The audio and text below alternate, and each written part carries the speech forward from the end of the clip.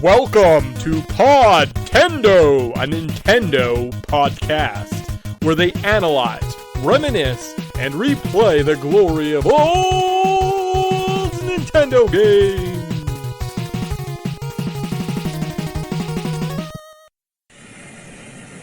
The fate of the galaxy rests on the outcome of a race. The outcome of the race rests in your hands.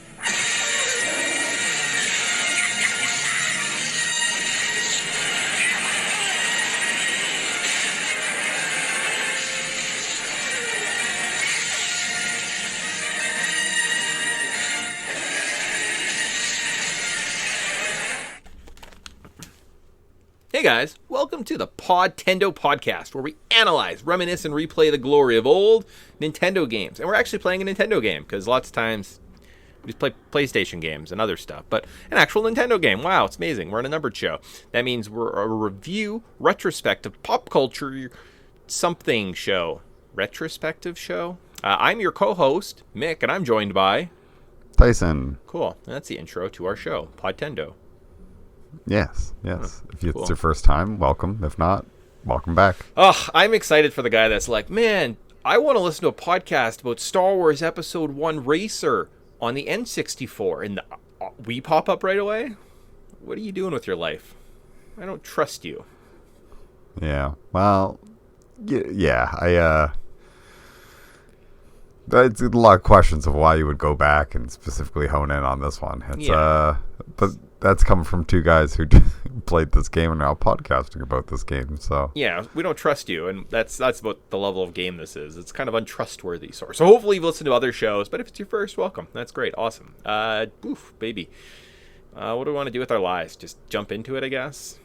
Yeah, sure. yeah, sure, why not? I mean, we got some tangents. I think there's the Wayback Machine will be a funner time. Yeah, okay, cool. Yeah, we'll get to the nitty-gritty. Maybe we'll talk more later. But we have to start somewhere, guys.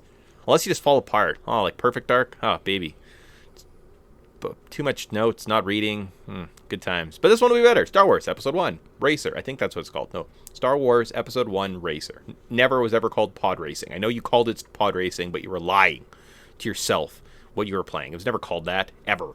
It was released May 18th, 1999. It was published by LucasArts, sold 3.12 million copies. Everyone loves them some Star Wars. Price at release was $60, and if you factored in inflation, that'd be $103.22 today. And on eBay, you can get a copy of this game for about $30. So you're like, oh baby, I need me some hot pod racing action on my N64. Don't play it there, because where to play? You can play it on Windows, N64, Game Boy Color, Dreamcast, Switch, PS4, Xbox One. So if you have a Switch, PS4, or Xbox One, I do recommend it's like a Star Wars double pack. You get like Bounty Hunters as well as Star Wars Racer. It's better. It looks cleaner. You can see the environments. I don't recommend playing it on the N64. Even an old emulator or like a original cart, kind of rough. Yeah, the remaster or the upscaling, whatever the heck they did, it's just much nicer to play. And I feel like the controls are just a little bit better than trying to like emulate into N64 or even using a N64 controller, because oh boy, it's I actually was surprised when I was playing this on my Xbox about how kind of like smooth it was and how easy it was to pick up. So yeah. I could see why this was super addictive back in the day. So great little party game that you rented from Blockbuster, and you stay up all night eating pizza and drinking like pop. So good times. Cool. Sweet. But before we jump into that, we remember, guys, back in the day. Maybe you don't. There's a chance maybe you don't. But if you do remember back in the day, we're going to travel back into our patented Wayback Machine and find out what did the pop cultural landscape look like that this game came out into. We travel back to May 18th, 1999. We see that the top TV shows are Law & Order, SVU, The West Wing, I think that's like all starting this year, Sopranos, Third Watch, and Angel. Yeah, that's some late 90s TV shows. Yeah. Top cartoons released in 1999 were Batman Beyond, One Piece, Ed, Ed and Eddie, Family Guy, and Futurama. Okay, yeah. When I think about just before the 2000 or the year 2000. I think of that episode of Futurama, the pilot. I was like, Sure. Yeah. Okay. Yeah, that's just a good... tied in my brain. Like obviously that was a big landmark thing that I must have gotten really into. Wow. What's the year 2000 going to be like? Top movies around this time was this week we saw the release of Star Wars Episode 1. So, billion-dollar box office later. There's a reason that everybody's wanting to get their hands on those sweet pod racers as much as we can. That high, fast-paced action. Getting to see Anakin go, woohoo! You're like, oh, baby, I wish I could play as him. And you could. That's pretty exciting. I'm still in theaters, though. You could see The Mummy and Entrapment. And if you waited a week or two, you could see Notting Hill, Austin Powers 2, Tarzan, and Big Daddy. Wow. Not oddly enough, like a decent chunk of movies, not the best movies, but all very watchable. Yeah. Maybe not Notting Hill, because I have no idea what that is. Same with Entrapment. Hugh Grant is like charming. I think that's like our first Hugh Grant. Yeah, I think that's the one where he's like, you want to bounce on the bed? I think that might be Notting Hill. Got you. Yeah. And then definitely haven't Entrapment, seen it. Yeah, I don't know. It just seemed like it had a big box office. And I was like, oh, that's a thing. Maybe Sean Connery's in it. Maybe Michael Douglas. Maybe Catherine Zeta-Jones is in it. I don't know. Bet you one of them's in it. Probably. Could be that movie. Entrapment. Don't. Yeah. Sean Connery, Catherine Zeta-Jones. Boom, baby. Yeah. Well done. Cool. Sweet. And then video games. Released them in May of 1999. We saw Midtown Madness, Street Fighter 3, Lunar, Silver Star Story complete. Ooh, I wonder what version of Street Fighter 3 this was. Was this Third Strike or was this Turbo second? Unleashed second time, but third time is a charm. Championship edition. Yeah. Oh. Yeah. Okay. No, I can see why. A rough time for like kind of video games, to be honest. Like, because Street Fighter 3 didn't launch as a success. I mean, it's just there's this like month. a Street Fighter 3. Yeah. I mean, the best game could have came out the month before, and the second best game the month after. It's just this month specifically. At least that's what kind of was recorded, right? So, but that is the landscape. So maybe the movies. I think the movies are they get tired and so you're like, I remember when the movie came out, or the Mummy came out, the movie, or Austin Powers 2, right? Star Wars. We've actually been in this time a couple times, so it's exciting. But it's been a while. I don't think we've talked about Austin Powers 2 for... When do you think we talked about our Austin Powers 2 podcast? Wow. I want to say probably 5 years ago. Austin Powers? That would be my guess. 6 years. Yeah, okay. Okay.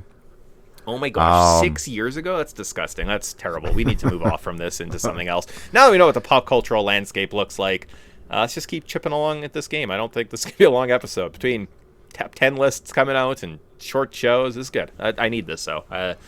Development detail. The game was in development for 2 years. Most of the team that worked on Shadows of the Empire also worked on this game.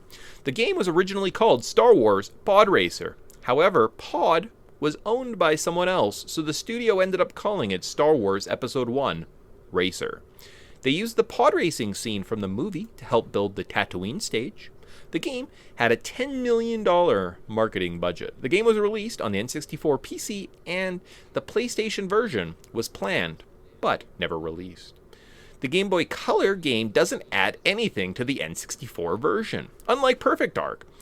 That says you can gain extras from owning both games. Owning both the N64 and Game Boy Color cartridge of this game meant you just spent money on this sweet racing game. Yeah, cool, great. Yeah, clearly just a cash grab of here's a thing from the movie you like, idiots. Don't you like this? Keep buying our crap. This game feels super rushed. I don't think that this game was put a lot of effort into development because there's not a lot of tracks. Sure, there's a lot of different racers, but they all kind of feel the same and have just different style, a different portrait, some voices. and model ship design. Oh, sure. And yeah, from diving into the game, right after you kind of get over the early aesthetics and just kind of like, this is the gameplay. You're like, not a lot of depth going on in this game, right? It's pretty simple, standard. You could beat it in a couple hours if you know what you're doing type game. So yeah, not a lot of content rushed out, probably because they were probably under some deadline because they were trying to be released the same week some movie came out. They sold 3.1 something million copies. Pretty good for an N64 game, to be perfectly honest with you. So not a terrible strategy. The controls of this fun game. So Star Wars Racer controls like a standard racing game. You can have an acceleration button. You can brake and steer. Wow.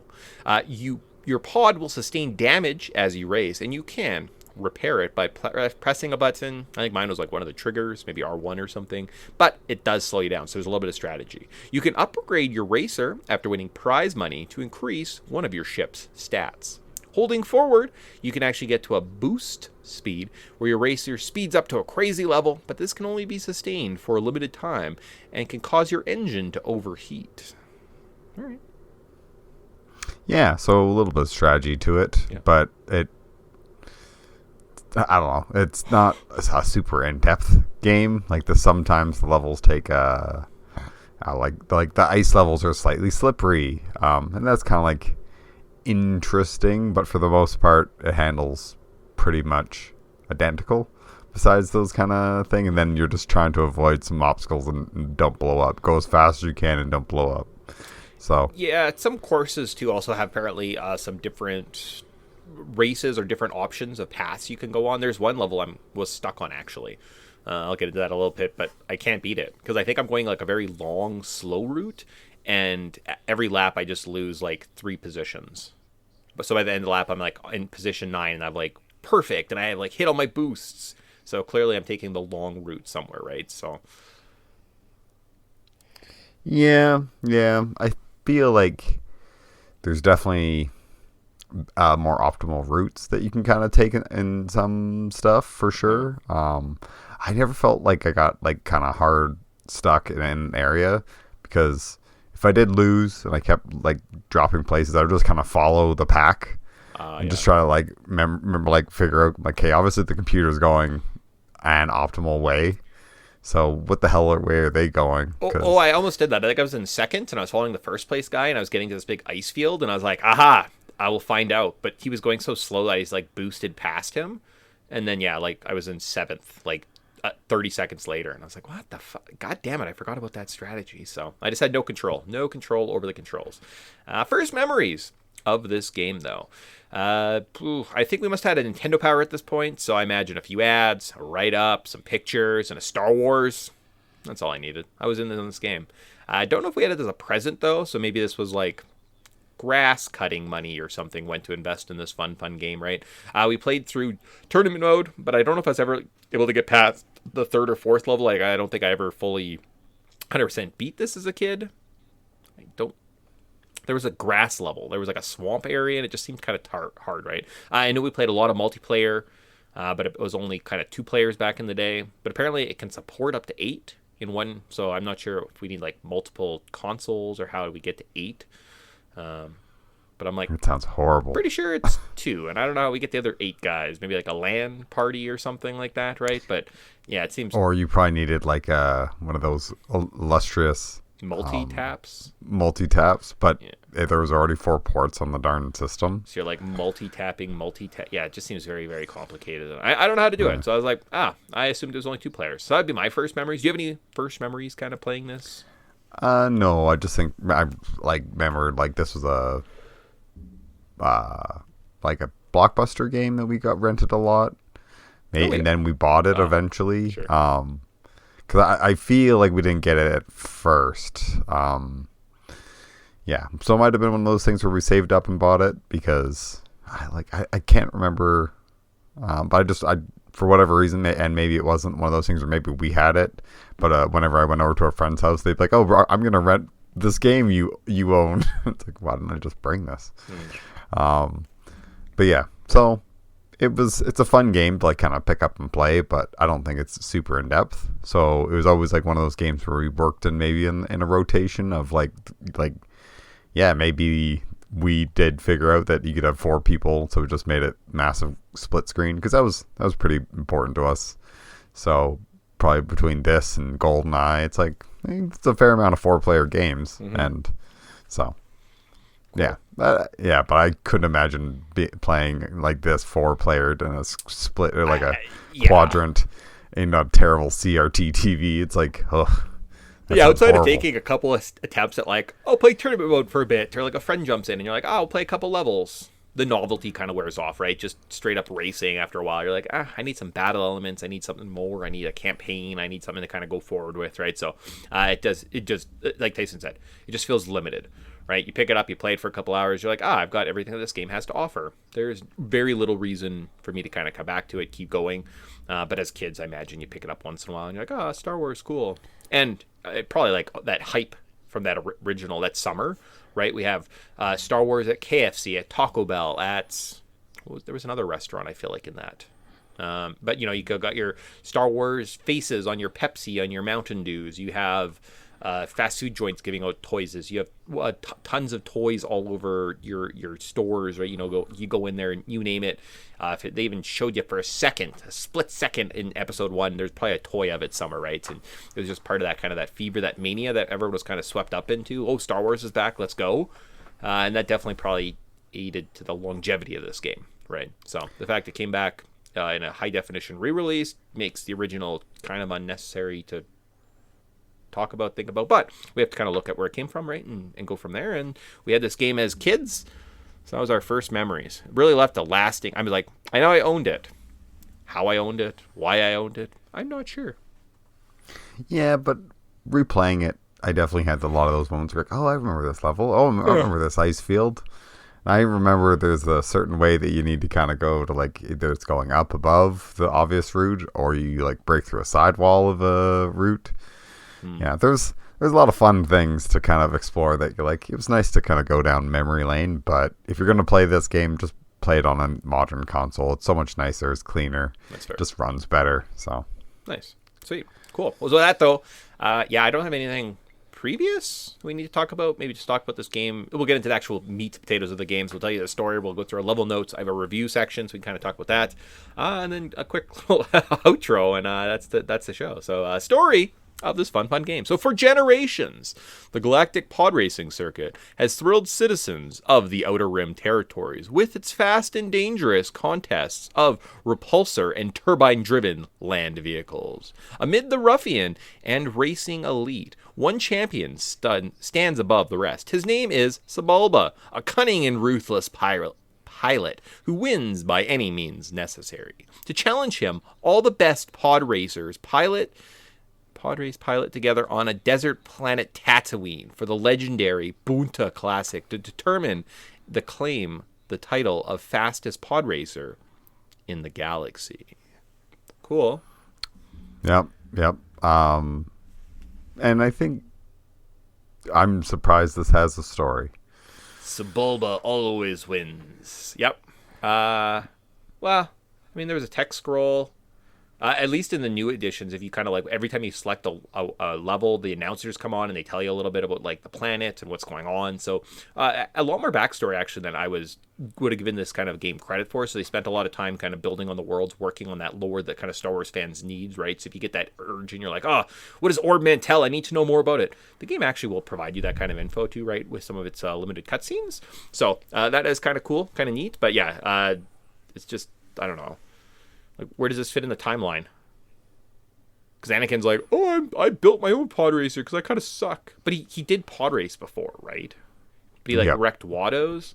So I guess maybe in this story, he's racing his one that he built with his hands. This is my pod racer that I built. Yeah, they only ever raced in the first movie. So I guess like after episode 1, he just like pod races for a couple months. I think probably what happened is this is an alternate timeline where the Chosen One is where Qui-Gon actually like the dice roll doesn't work. It lands on he takes his mother and not the kid or something. I was gonna look that up, that stupid gambling system, and try and figure that bad boy out. Yeah, that's a different thing. All right, level notes of this fun game. So the tournament. So tournament mode sees you in one of 7 races in 3 different tiers. Actually, it's 4 different tiers of circuits. Amateur pod racing only gives you money. Semi-pro and galactic pod racing circuit sees you unlock characters and get more money. The invitational pod racing circuit only has 4 races. There are 8 different planets that we race on. The themes range from ice to mining to Tatooine. We start off with 6 racers. There are 17 unlockable racers. Outside of Niviki and Sebulba, there aren't very notable people, and they never return, so don't love them too much. And that's the game. Basically. But I do always appreciate when you unlock things by playing the game. Yeah. We praised this about Mario Party. It was rewarding playing through this game and unlocking new characters. Eventually, I stopped caring. Yeah. But that's how you used to incentivize people to keep playing your game. You unlock more content. You think about that too, right? Yeah, with like Diddy Kong, you didn't get everything out front. Or, oh shoot, I just had another example. What did you just say?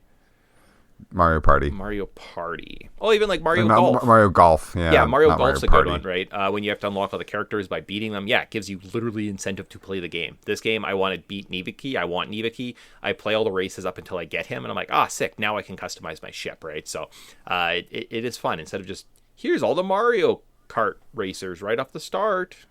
I see. And I guess, Smash did it quite good as well, because just by playing the game, you could either unlock it by, I think most people, characters unlocked by 2 different ways.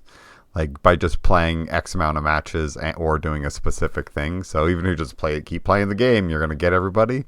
Or you can do this specific thing and get a character sooner. Sure, so yeah. I always thought that was really cool. And I like when games incorporate that. That's this game doing the carrot and the stick correctly. So got to give it props. Yeah, cool. How about a review of this game? So your favorite part?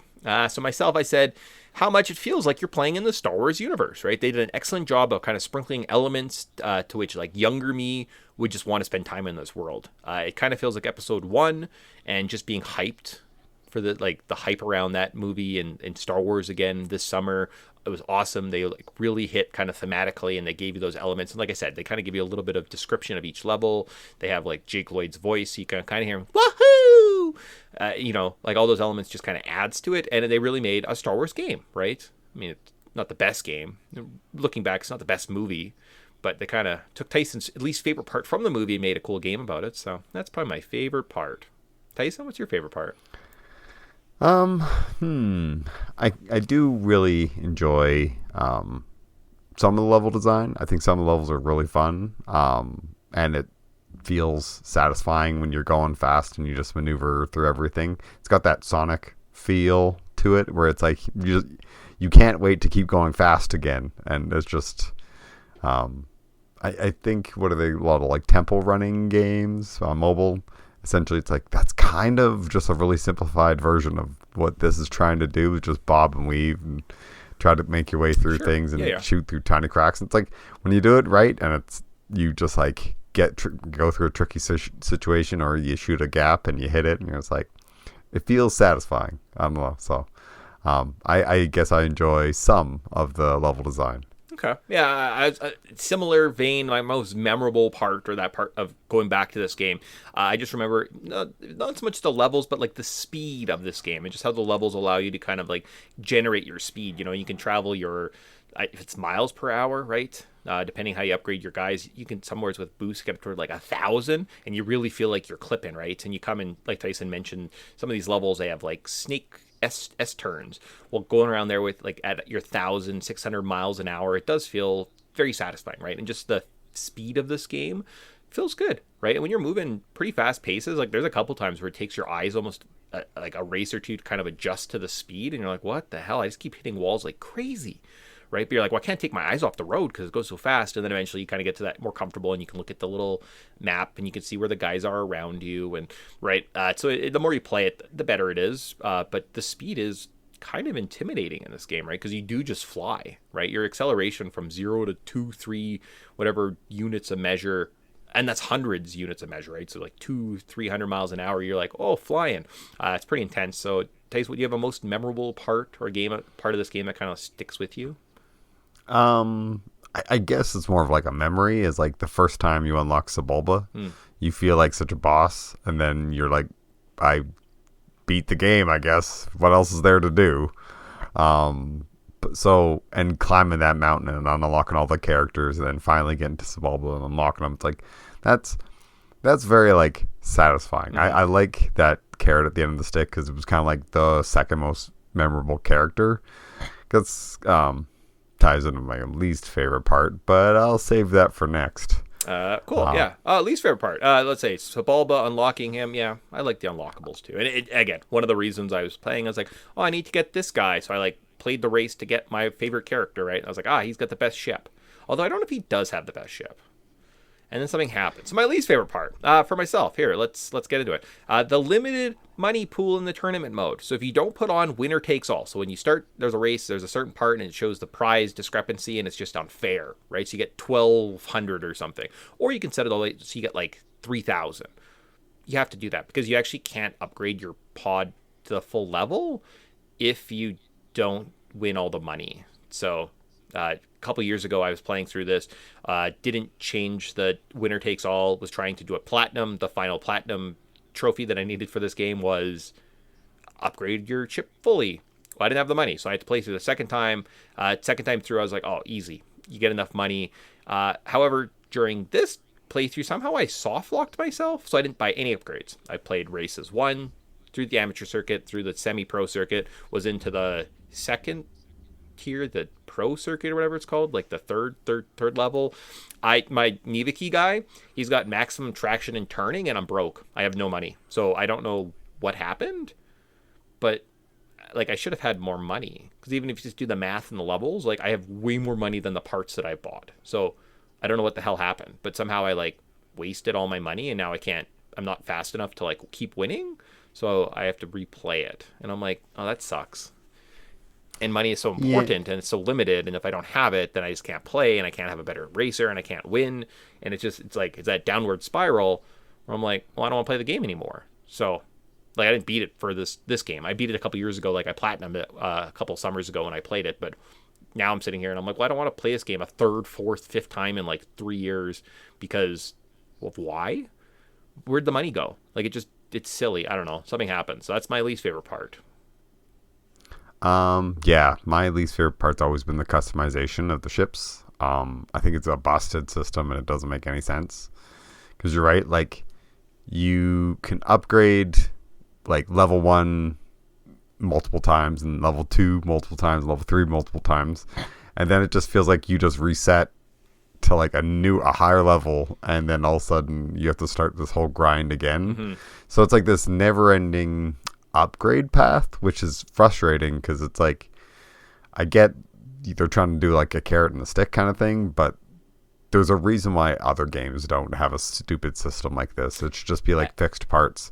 Like Gran Turismo figured this out, even Need for Speed game figured this out, where it's like you just upgrade your tires or you upgrade your things all the way up, and then you can just worry about something else. Where I feel like in this game, after up to a certain point, if you upgrade one thing, it really downgrades this other thing, and then trying to build that up, like it just doesn't make sense and doesn't work. It's frustrating. It's a reason to most people probably stop playing this game instead of just playing it all the way through. Certainly, and it broke me, and I was like, as much fun as I'm having with this game, yeah, sure. I guess I'm fast enough, like that ice level I told you that I'm stuck on specifically, and like that pro circuit. Sure, I could look and find the better route, and then I just win, right? Get my money, I can go buy a better part. Oh, I'm a little bit faster next time, right? Grind my way out that way. But I'm just at this point where I'm like, but I don't have any money, and like I have 2 stats maxed, and I have 5 races left in the game, and I need so much more money. Like I have just enough that I can get the best engine, so I can't max out my character stats because why? And I literally don't know what happened to the money in this game. Like it's just one of those things that's frustrating, and the fact that it like Tyson mentioned, it's kind of an antiquated, dumb system. It probably, I don't know. I probably wasted all my money. I wonder if you also have to put up money for the races. Like I can't remember that off the top of my head, but I'm wondering if in like pro or something. I don't know anyways, something weird happened. Criticism. So I said we both don't love the money, don't love the unlockables. It's one of those replay things that like turns you off. That's not great when your campaign kind of turns it off. So criticism, there isn't a lot of strategy in this game. So you learn the level, use the boost sparingly, buy all the best parts, change the prize money to winner takes all, and you should beat the game. Yeah, unless you make some dumb mistake. So like maybe write stuff down, save state before you buy stuff. I don't know. There isn't a lot of replayability in multiplayer. Yeah, I can't imagine this is a game I go back to now. Based on just how many other racing games I exist, I can't imagine this is like the elite high speed, racing experience. There's probably some other ones. And there isn't too much to this game with limited player pool, limited tracks, limited upgrades. The game just runs out of content fast, right? And that's one of those things. You were alluding, temple runs, mobile games. This is kind of borderline like what you get in a mobile game market, right? Like if this game was modern, you could get a loot box drop if you win a race. Maybe that's a part, right? That's what this game would become. So it could turn into something very terribly. Luckily, it was made in a generation when there was no internet access to our games. So like developers had to stay out of our video games once we purchased them. But oh boy, this could go terribly fast. And it just, feels kind of like a modern mobile game on the console. It's awesome. Yeah, fun, but not really replayable. My criticism is the lack of character diversity. You have Anakin, who, well, if you like Anakin, you'll like Anakin. Then it's kind of like, okay, Sebulba is kind of the next kind of cool character. And then here's a whole bunch of weird losers that never come back in any other game. And some of them have like the Neva Keys of the world kind of have a soft spot in your heart because you gravitate to them because as a kid. But it's like, wow, a Star Wars game with a bunch of diverse different aliens, which should be really cool, but they all are just kind of lame and boring and just completely forgettable. It's like, how do you have like 17 racers and 50 of them kind of suck? It's like, this is Star Wars. Like, how do you do this? How do you make so many different alien races and alien characters, and not one of them are just kind of like fascinating or cool besides Sebulba? And I don't know much about like the Kenner toy line, but I wouldn't be surprised if Kenner made a bunch of these figures and you were just limited because you're working with a toy manufacturer and they're like, we're going to make these 5 pod racers, 7 pod racers, and you're like, okay, they're all weird little looking guys. So I guess everyone's a weird alien, and no one is memorable. So good luck. I don't know. It's a piece. Well, it's a moment in time. It's a cool little snapshot of Star Wars history. It's cool to go back to, right? Like at no point I would say, let's say, a final praise, right? We've kind of talked criticism, right? We're like, this game lacks something, right? But a final praise / current thought is the game is short. It doesn't offer too much replayability. I did platinum it. But I wasn't against playing it for the show. So I think that shows that kind of my short-term memory, right? I played this game twice through trying to platinum it a couple summers ago. This year I was like, let's play it. I played it actually a couple times. You know what? I even started a replay where I was like, okay, what the fuck happened to my money? I'm going to figure it out this time, right? And I'm like going back and playing every race and like was looking at it. I may not finish it this time, right? But the fact that I picked it up again means that this game, there is parts of it, right? In a 30, 60, 90-minute stint once in a while, you'd be like, cool, that was a fun experience. It definitely grains on you fast and you run out of stuff and you're like, this got boring quickly.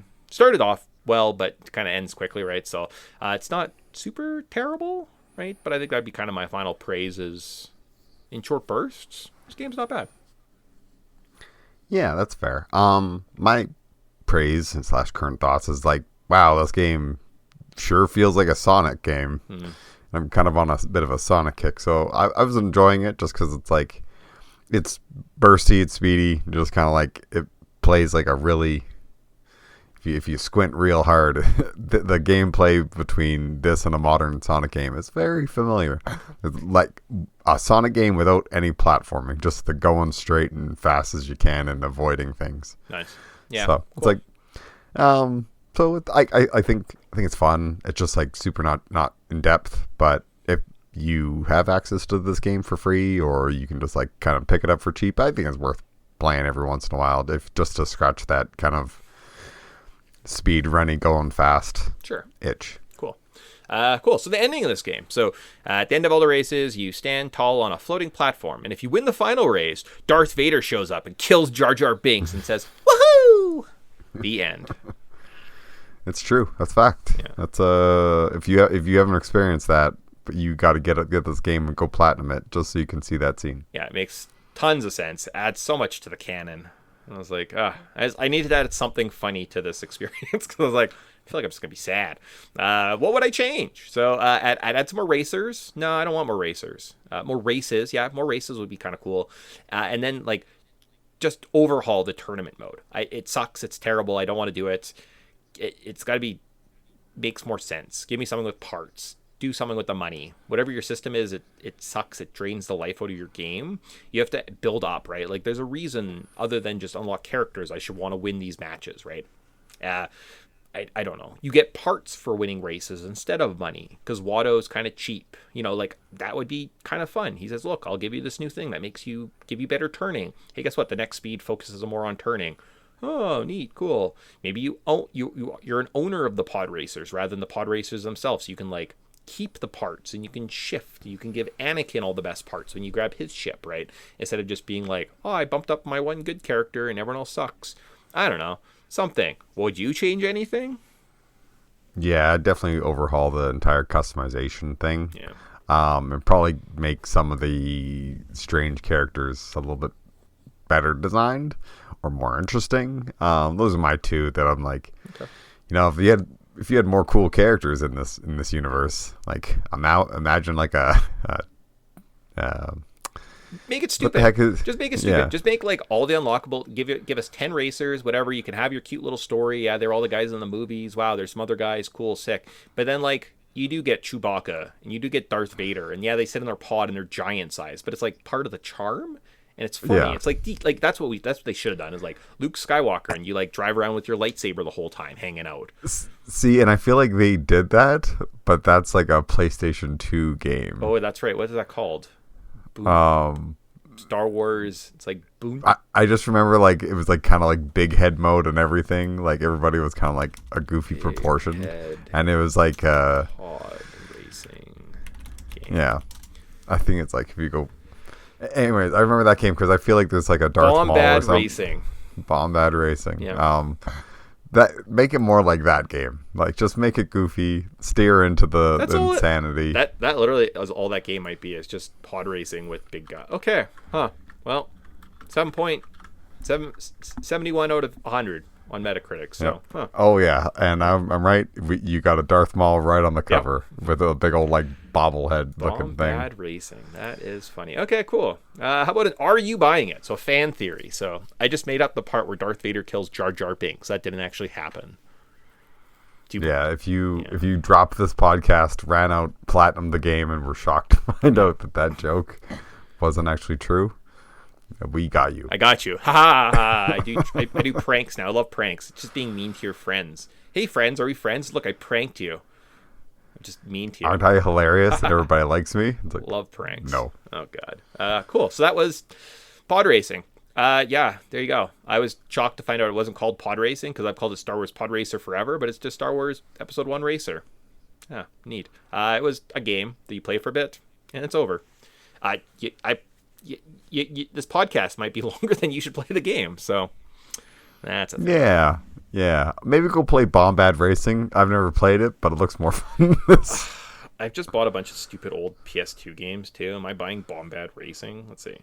The question is, how much does it go for? Yeah. If it's cheap, if it's like $5-10, you grab that sucker. If it's like $220, you don't grab that sucker. But for $199, it's not terrible. No, it'd be about $45 is what I'm seeing. Yeah. 30? I'm seeing even this. So this one, 30 approximately. Yeah, $30. 8 or 17 plus the $11 for the shipping. This one's free shipping for 30. So. Yeah. So it seems affordable, less than $20. Yeah. That's an okay price, as long as it works and plays. I did just buy like all the Lord of the Rings and the Sims, and I got like another game, and I think I spent like 17 in total. So I'm gonna hold off right now, Bombad Racing. But there's also Star Wars Racer Revenge. Ooh. So obviously that's like the more mature one. It's nice to have when somebody just has a good little stockpile list on eBay. You just scroll. Yeah, perfect. Sweet. So that, I think all we have to do is just a cultural significance. Then we're out of here for a little bit. Sweet, cool. So, cultural significance. In this section, we look at game design, the lore, inspiration, turning points, and interesting stories. We talk about how this game relates, give other examples, and tie it all back together in the end. So this week, we looked at Star Wars Episode 1 Racer, which is basically all about speed. And to quote Eleanor Roosevelt, America is all about speed. Hot, nasty, badass speed. And just like the former First Lady, Podtendo is also about hot, nasty, badass speed. So that's why today we're going to do the ultimate task, guys. We're going to jump into the ring. We're going to go to the octagon. We're going to get inside a steel cage and have a good old Podtendo battle royale. We're going to find out what or who is the fastest thing in gaming, according to the Podtendo fastest gaming thing battle royale. Are you ready? I'm ready. Cool. So we got some brackets. I see we have a 1 and a seed at the bottom, and they're kind of their own thing. So I guess they play. Awesome. Cool. So bracket style. We're going to start out with our 2-3 matchup. Number 1 is obviously Sonic the Hedgehog. Yep. He's the fastest thing alive. There was a song about it. Duh. Yeah, a couple of them. He's going to get a first round bye, which is pretty exciting. Good job, Sonic. And he's going to play the winner of this next matchup. So our 2-3 matchup. But they're not really ranked. They're just kind of like, I just made a list, essentially. So, like, don't get too hung up on where they're rated. We have Tracer from Overwatch. And we have number 3, Connor McDavid. So from NHL 25, he's got a 99 overall speed rating. So who's faster, Connor McDavid from NHL 25 or Tracer from Overwatch? Well, Tracer's known for her speed, but so is Connor McDavid. And any respectful Canadian should put Connor McDavid above Tracer. Because as much as we all love Tracer from Overwatch, that fun franchise, yeah, I think you just I would lose my Canadian card if I didn't put Connor McDavid above her. That was a tough one. Sorry, Tracer. Overwatch, I never played it. I had to put a bracket so I'd know where it was from, because I'd be like, I don't know. It's one of those shooting games that everyone played. I just didn't play any of them, so I definitely missed something in our culture. But that's okay. Good job, Connor McDavid. We get Sonic versus Connor in the next round. That's exciting. How about number 4-5 matchup? We see Samus versus Captain Falcon. Ooh, now Captain Falcon in his ship or in Samus in her ship? I just copied some list off of IGN. Sonic was 15th, by the way, so... so interesting. Yeah. Wow, that's a drunken list. Yep. He's the fastest thing alive. I think I'm gonna go Samus, because when she gets that charge up run, she's literally running over lava and stuff. And I as much as I like Captain Falcon, I don't think him outside of his ship is very fast. Yeah. And I'm not ranking his ship, I'm ranking the person. Well, and Samus also has a ship, so is her ship faster? If she was competing in F1, she'd have bombs. So changes the game, right? Changes. Okay, how about a number 6-7 matchup? We have Tyreek Hill from Madden 25. Again, 99 overall speed rating. Wow, crazy. Versus the Half-Life Head Crabs. That's a tough call. The Half-Life head crabs are pretty fast. But I think I got to go with Tyreek Hill here. You know, he's coming clutch in most Madden games that I've played. So, and whenever I can get him on my fantasy team, I usually do pretty well. Right. So I think I got to give a little bit of the nod to Tyreek Hill here. His nickname's the Cheetah, which is fast too, so that's pretty exciting. That is very fast. All right, so we're gonna move to our next little bracket here and set up our third little showdown in the quarterfinals. We're gonna do the 8-9 matchup, which is number 8 Millennium Falcon, specifically from the Shadows of the Empire. Remember how fast it shot out a Hoth in episode, or in the start of level 2? Oh baby. Or how about number 9? Quick. How fast you turn off your console when starting playing Final Fantasy VIII. Ooh, that is also very fast. I might even say very, very fast. Because I looked up some of the games that came out in '99, and Final Fantasy VIII was on that list, and it made me hate 98 or 99, I should say. Well, 98 preceded 99, so I could also see it fuck you, 98. If you never happened, this never would have occurred. It's how dare you exist? Yeah, so I got to go how fast I'm turning off the console and starting Final Fantasy VIII because I'm never playing that game again. No, that's a tough one. All right, let's see who it's going to go up against in the next round, which is the winner of our 10-11 matchup, which sees Mario versus the GOAT from Goat Simulator. Now, I know in the Goat Simulator you can kind of attach rockets to it and fly around. However, Mario consistently gets shot out of a cannon, gets shot into outer space, sometimes flies across entire continents. I saw a 100-meter race where Mario outran Sonic too, so that's kind of interesting. That is weird. I feel like that might have had there was maybe steroid use on that day for Mario. So I in this case, the GOAT from Goat Simulator versus Mario. I think I gotta lean Mario. I just gotta lean that way. Versus Sonic Olympics. You said Mario? I'm giving Mario versus the GOAT or the GOAT from Goat Simulator. Yes. Okay. All right. Good job, Mario. Mario versus Sonic Olympics. No, I want the Wii game specifically. Because there's a story that goes with this. Oh my god. Let's see. While you Google that, I can continue on our bracket. 13. So $13. So one time, Mom had a friend, and apparently, like, this friend's favorite game was Mario and Sonic's at the Olympics for the Wii. It was like the best game. Okay. So I'm in EB Games, and I find it, and I buy it for it, and it was like maybe $15. And I was just like, man, how rare of a game. It's about $13. So it actually didn't increase in price at all. So cool. Awesome. All right.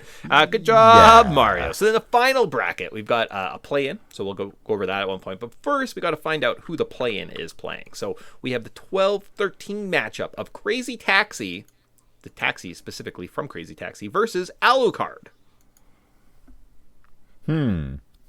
Now again, that taxi is pretty crazy and he's pretty fast. But Alucard's pretty quick himself. You know, remember, I just think of the opening of Symphony of the Night, and he's just hustling. Yeah. Like, it looks like he's just like barely even trying, and he's just like cruising at speed. So, given that, I kind of got to give it to Alucard. I think some of the magic might just push him just past the Crazy Taxi from Crazy Taxi. Okay, all right. Good job, Alucard. You're going to be playing in the next round. In fact, right now, quarterfinals start now. Alucard at 13 versus 14, our other seed that got a bye of how fast Tifa would hit you for getting caught staring at her boobs. That'd be pretty quick. Yeah. But is it faster than Alucard? You know, let me see here. Let me do some mental math. Alucard has some abilities where he can stop time. Tifa does not. Yeah. So I'm leaning Alucard here. Okay. If he has his stopwatch. Without the stopwatch, I might lean Tifa, but I'm going to say that Alucard's like me and always keeps that stopwatch handy. Smart. All right, so Alucard, congratulations. You are now into the semifinal. Let's see who you're going to play from the winner of how fast you turn off a console from when starting Final Fantasy VIII versus Mario. So it's more of how fast I am versus Mario. Yeah. Now, Mario is pretty quick. He's been in a lot of stuff, competing in the Olympics. I've never done that. But I also really hate Final Fantasy VIII. And I don't even, if that game was to fall into my consoles by accident, I think I would just like immediately uninstall it or immediately turn it off and go bleach my eyes so I'd never have to play that awful game again. So I think I'm just for my sheer sake, I think I might be able to turn off the console faster. Than Mario is. So. Yeah, it's good logic. That's solid logic. So congratulations. How fast you can turn off the console when starting Final Fantasy VIII. You're making it semi-finals. Top bracket, though, we're going to jump up a little bit, and we're going to see Tyreek Hill, the cheetah from Madden 25, versus Samus. Yeah, so Tyreek, pretty quick, can basically beat anybody in a 100-meter dash. He's explosive, crazy, extremely athletic. However, Samus can literally run across lava and stuff given the right build-up. Yep. So I've never seen Tyreek been able to run across a liquid yet. Well, one until time I see saw that. him catch a touchdown and then do a backflip, but Samus can do like jump forever, right? So True. And also like I said, I've seen Samus. I've seen Samus run across water. I have yet to see Tyreek be able to pull that one off. So until he can pull off that feat, I think I got to go with Samus. smart. All right, good job, Samus. And we'll find out who you're playing in the semifinals when we see Connor McDavid from NHL 25 going up against Sonic the Hedgehog. Who's faster? Well, Connor McDavid again. He's a pretty fast guy. Especially rips around that ice pretty quick. Usually, he always wins the All-Star game. Yeah. At least the race because he's just so darn quick. But again, I've literally seen Sonic boost his way across an entire ocean. So I'm sure Connor McDavid could do that, but it would need to be ice. So given that, if it's a sunny day, I'm taking Sonic. If it's a winter day, I might have to lean Connor because he's just so much faster on ice. But I'm thinking it's a 100-meter dash. I'm taking Sonic. All right. Congratulations, Sonic. That was a close one, being the fastest thing alive and all that you are. Let's work our way down to see who's going to make it into the final. So is it going to be our number... they're not seeds, they're just spaces that I put them in. We have Sonic versus Samus in our first semifinal matchup. Who's going to the finals? Both need to kind of charge up and go. Yep. But Sonic, literally nicknamed, is the fastest thing alive. Damn. Yeah, that's... Samus does not have that nickname. If it was an extinction of Metroid competition, I think Samus has this in the bag. Yeah. Sonic, well, I think he's just faster. He would collect more rings, and he would be able to escape that. True. That final thing just a little bit faster, just because he is the fastest thing alive. Okay. Good job, Sonic. You made it to the final. Let's see who you're going to play against when we go up against the age-old dilemma of how fast can you turn off your console when starting playing Final Fantasy VIII versus Alucard. I think I'm still the same headcanon. Alucard has that stopwatch handy. Yep. I unfortunately cannot stop time. Oh. I've tried. I bought multiple watches. None of them help. So I think I got to give this one to Alucard. He's got that 5-second head start, and I just can't. I don't think I can do that in a fraction of a second. So I think I could give this one to Alucard. I can't turn the console fast. Even though Tyson would like to reiterate, the hate is there. He'd love to just... I'd love to. His mortal body won't let him be faster than an immortal bat. So that's fair. That can literally stop time. Yeah, okay. So the guy that can stop time, who's the immortal bat, versus the fastest thing alive. Who is the fastest thing alive? Well, I'm going to give this, 100-meter dash here. Yeah. So Alucard gets that 5-second head start with his stopwatch. However, Sonic takes not too long to get quickly up to speed, and I think he could close the gap as fast as Alucard is. I think Sonic could close the gap. Maybe not in a 100-meter dash, but in at least a 400-meter dash. I think Sonic's has taken that one easy.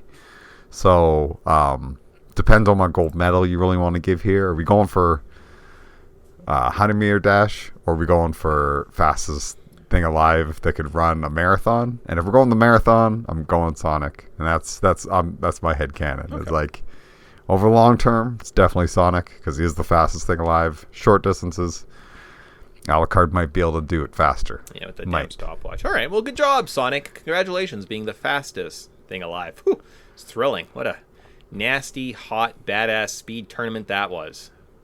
Yeah. There was some big competition. Some there could have gone a certain way, but I think with the literal fastest thing alive and a magic immortal